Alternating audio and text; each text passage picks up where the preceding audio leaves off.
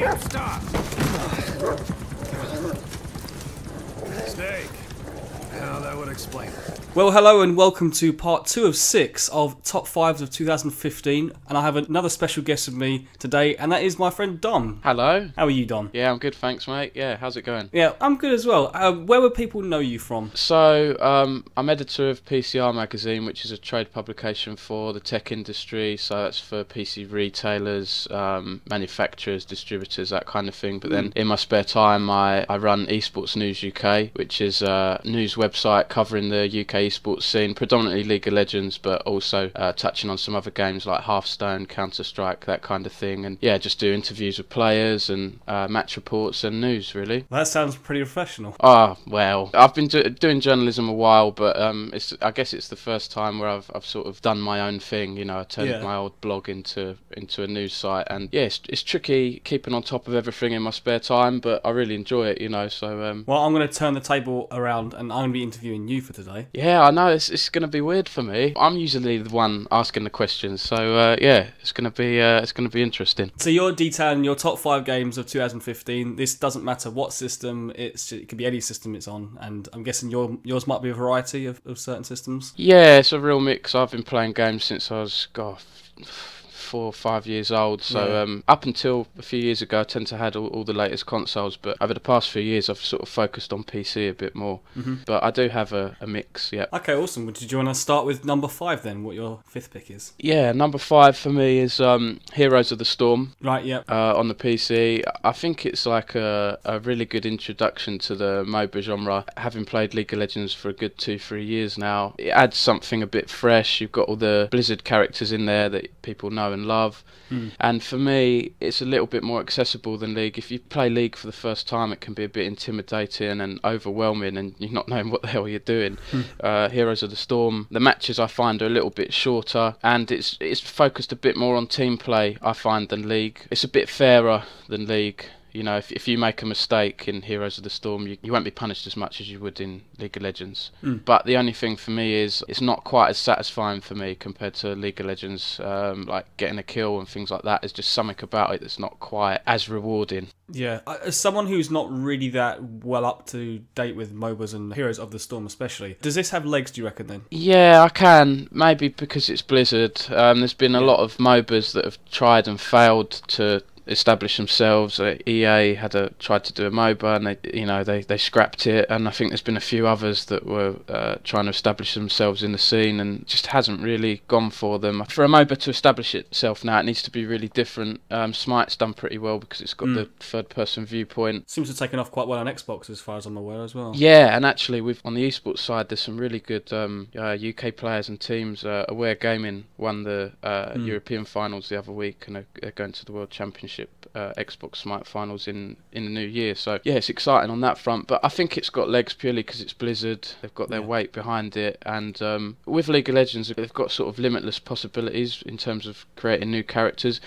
With Blizzard they've got a finite number of characters to choose from, and I find that most of the most interesting characters are already playable. It's like, what else are they going to introduce? You know, yeah, they'll be able to do a couple here and there, but even since release the new characters they've introduced haven't really grabbed my attention. Yeah. Okay, well, did you want to move on to your number 4 pick? Yeah, number 4 is, again on PC and a number of other consoles, it's Rocket League. Yes. Yeah, I knew you were a fan. I love it. It's just like football and cars, such a weird mixture, but when you actually play it... I hear a lot of people say that they're not even into football or even into cars, and they're like, but I love Rocket League. Yeah, it's really accessible. I think a lot of mainstream, you know, it doesn't matter how old you are, it's kind of a game that you can just pick up and play. I was at an event a few months ago. There's a lot of families there, you know, a lot of kids that like Minecraft and things like that. But for all the games that were playable, there was MGS5, there was a new FIFA, new PES. Rocket League had the longest queues.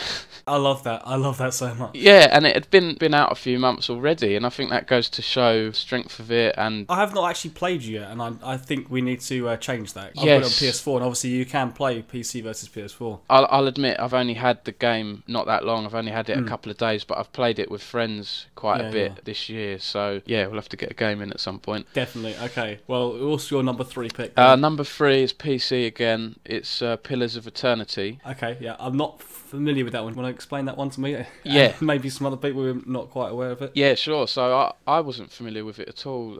Start of the year when it came out, it started getting some really, really good reviews. A few YouTubers I follow and gaming review websites. It's basically isometric RPG in the vein of the old school RPGs like Baldur's Gate, things like that. And I'd never been amazed by those kind of games. I haven't played many growing up. The RPGs I tend to sort of played when I was growing up, things like Final Fantasy and the more mainstream ones. But Pillars of Eternity, I thought I'd give it a go because it got good reviews, and it's just it's a very sort of technical, deep RPG. You can really build your team how you want, and the gameplay is really good as well. So if you engage into sort of start a fight with some enemies, you can press a space bar to pause, kind of like Dragon Age in a way, but it's a bit more technical than that. It's a lot more numbers based, and you know, you can instruct your teammates what to do, and there's a lot to it. You know, it's on top of that as well, it's a really good storyline, and you can just get lost in the world. It makes a nice change from all the third person RPGs out there like Dragon Age and things like that, which I think they're getting a little bit samey. I just looked up at it just quickly, and I just noticed it's developed by Obsidian, which I had no idea they did that. Yeah, that's right. Yeah, I think actually, I can't remember if it was Obsidian or another team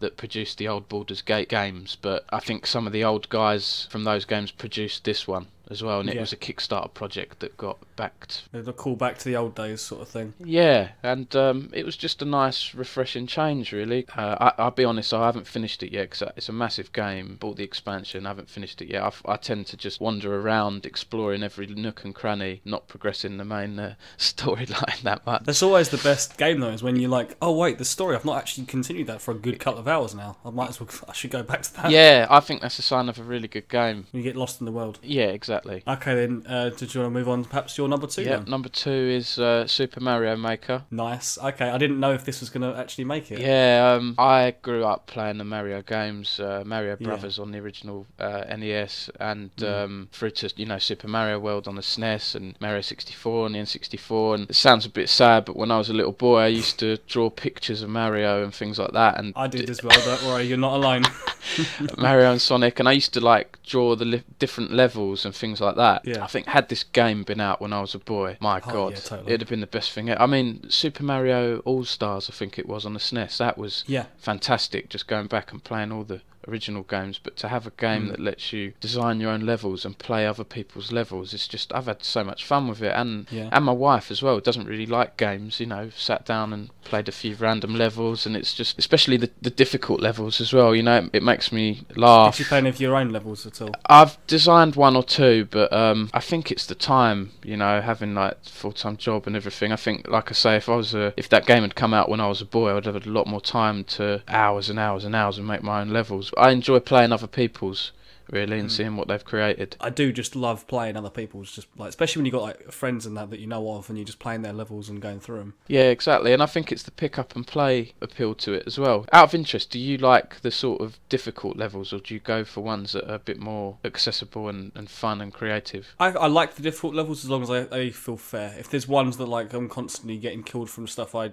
have no. If it's a hard level but it's designed well, then I love it. But if you get some levels that are let's just throw everything at you, and then just like there's enemies all over the screen, and you're just like, well, how am I supposed to get past this? Yeah, I agree. I think there's a fine line between making a level challenging and just ridiculous and stupid and impossible to do. But I have to say, I do like it when I find a level that's only been completed by 5% of people. It's that satisfaction of like, yes, I was one of them. Yeah, that's really good. The music ones are like really amazing. Like when you're running through a level, it's making all these different tunes and stuff. It's just like, how long it took to make this, but this is impressive. Yeah, it's just the creativity of the players is so good. And props to Nintendo as well, because for years and years and years, people have been playing modded Mario games on their PC or whatever and putting them on YouTube. I actually think it's a brave move from Nintendo as well, because if they bring out new Mario games in the future, what's to stop people just redesigning those levels in Mario Maker? And I actually think Nintendo could have charged a monthly or an annual subscription for Mario Maker, getting a lot of bang for your buck. You're getting infinite supply of levels. Yeah, so I applaud Nintendo for doing that.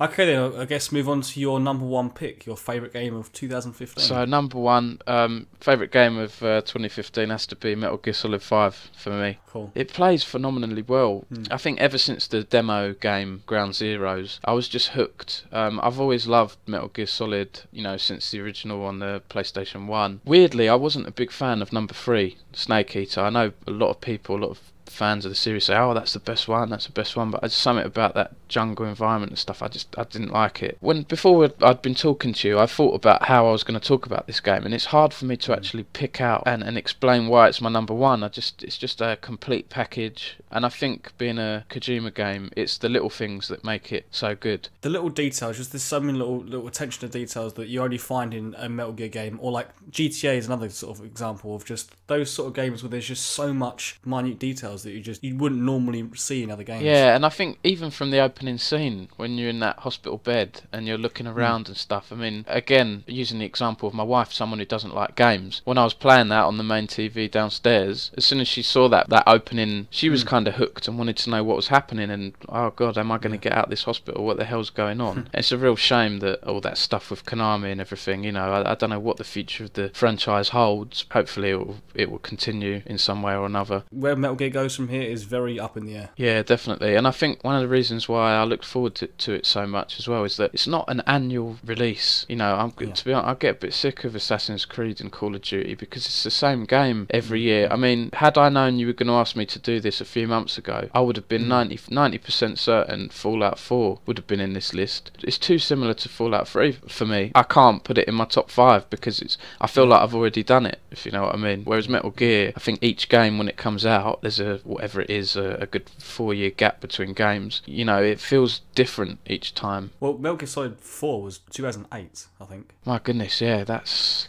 God dear, 7 years. I didn't even realise it was that long. Yeah, unless you include Peace Walker and obviously Ground Zeroes, but... I like to play a game that's a bit different and fresh. I don't want to play the same thing every year, you know? Yeah, definitely. Okay, well thanks for coming on, Dom. Yeah, no problem. Where can people find you then on Twitter and whatnot? Twitter, I'm at Dom_Sacco, which is SACCO. And yeah, if you just search for eSports News UK or PCR, you should be able to find my articles and things like that. And for eSports News UK, I am doing a few YouTube videos, mainly interviews with UK players and match highlights of League of Legends games and things like that when I can. So yeah. Thanks for coming on, Dom. Cheers, mate.